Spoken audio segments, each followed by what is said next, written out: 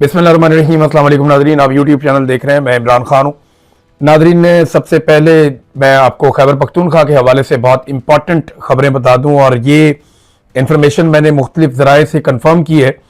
अली अमीन गंडापुर के बारे में मैंने आपको कई मरतबा बताया था कि जब वो खैबर पख्तूनख्वा के वज़ीर आला बने तो उनके पास खैबर पख्तूनख्वा में इख्तियारात नहीं थे।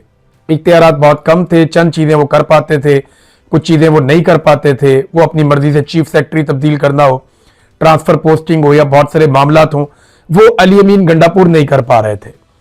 और उसके बाद जब सुहेल आफरीदी साहब आए तो ये तवक्को की जा रही थी कि शायद ये कंट्रोल हो जाएगी ब्यूरोक्रेसी। लेकिन मैं आपको जिम्मेदारी के साथ एक खबर दे रहा हूं कि ब्यूरोक्रेसी की एक बड़ी तादाद को और पुलिस के सीनियर अफसरान को और बहुत सारे इदारों को वफाक और एस्टेब्लिशमेंट कंट्रोल करने की कोशिश कर रहे हैं। और सिर्फ कोशिश नहीं कर रहे, वो बहुत हद तक कामयाब भी हैं। हत्ता कि एंटी करप्शन को मजबूर किया जा रहा है कि वो खैबर पख्तूनख्वा के वुज़रा के खिलाफ इस वक्त मुकदमात बनाए। यानी एंटी करप्शन के कुछ लोगों के ऊपर यह दबाव डाला जा रहा है और आने वाले दिनों में एंटी करप्शन में कुछ रद्दोबदल करने के बाद आप देखेंगे कि मुकदमा शायद बनाए भी जाएं। सुहेल आफरीदी साहब के पास भी उस तरह से इख्तियारात नहीं है जिस तरह अली अमीन गंडापुर साहब के पास नहीं थे। और हालात बहुत पतले हैं क्योंकि देखिए ताकत का यहां कानून चलता है, एस्टेब्लिशमेंट का सिक्का चलता है। एक छोटा सूबा है, फिर जो एक पॉलिटिकल पार्टी है वो गैर रवायती पॉलिटिकल पार्टी है, कोई खानदानी पॉलिटिकल पार्टी नहीं है। मिडिल क्लास से उठ के एक वजीर आला बना है और पूरा निजाम उससे लड़ने में लगा हुआ है। ऑफिसर जो है वो बात मानते नहीं है बहुत सारे, यानी कोई ना कोई बहाना या कोई ना कोई चीज होती है। कोशिश ये की जा रही है कि खैबर पख्तूनख्वा के अंदर गवर्नेंस के मॉडल को फेल किया जाए, लेकिन इसके बावजूद बड़ी उनकी ये कामयाबी है कि वो कुछ ना कुछ करते रहते हैं, कोई ना कोई एक्टिविटी करते रहते हैं और अपने विजन के मुताबिक, अपने मंशूर के मुताबिक वो अब भी बाकी सूबों की निस्बत अच्छी कारकर्दगी दिखाने की कोशिश कर रहे हैं, रोड़े अटकाए जाने के बावजूद।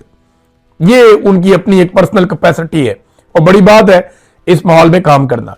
सुहेल आफरीदी साहब ने ऑपरेशन को रुकवाने की हर मुमकिन कोशिश की।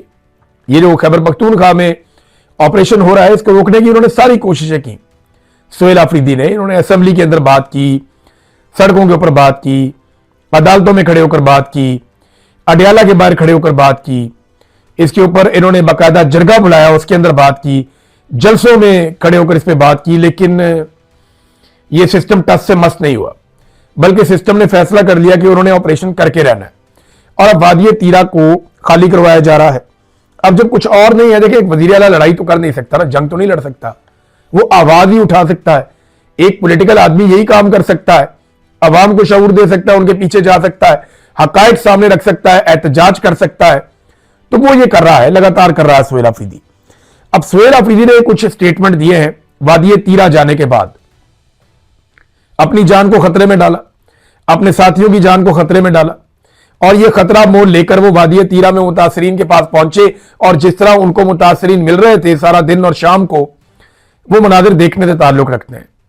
जिस तरह उनको बच्चे मिल रहे थे, बुजुर्ग मिल रहे थे, एक एक गाड़ी के पास जाकर वो पूछ रहे थे और जो कतारें लगी हुई थी, लोगों को नहीं छोड़ा जा रहा था, उनकी रजिस्ट्रेशन नहीं की जा रही थी। सुहेल आफरीदी ने वहां जाकर एक्शन लिया और कम से कम लोगों की वो जो लंबी लंबी कतारें हैं उनके अंदर उनको रिलीफ दिलवाया। अब सुहेल आफरीदी साहब ने कहा कि ऑपरेशन का ऐलान करके अवाम को दुख और तकलीफ में झोंक कर बेसहारा छोड़ दिया गया। मैं इनका असल चेहरा अपनी कौम के सामने बेनकाब करूंगा।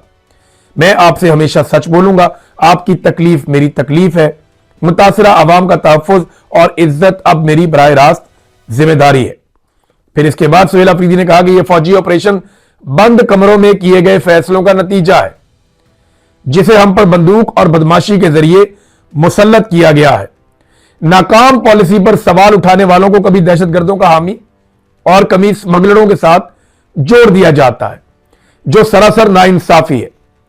इन पॉलिसियों की मुखालफत की वजह से इन्हें और इनकी कौम को निशाना बनाया जा रहा है, क्योंकि सब जानते हैं कि इनके सीने में अपने अवाम का दर्द है।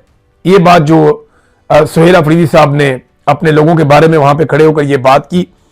फिर सुहेल आफरीदी ने मजीद वहां पे कहा कि तीरा के अवाम के साथ जो कुछ हो रहा है वो नाकाबिल कबूल है। बार बार नाकामी के बावजूद बंद कमरों में किए गए फैसले मुसल्लत किए जा रहे हैं।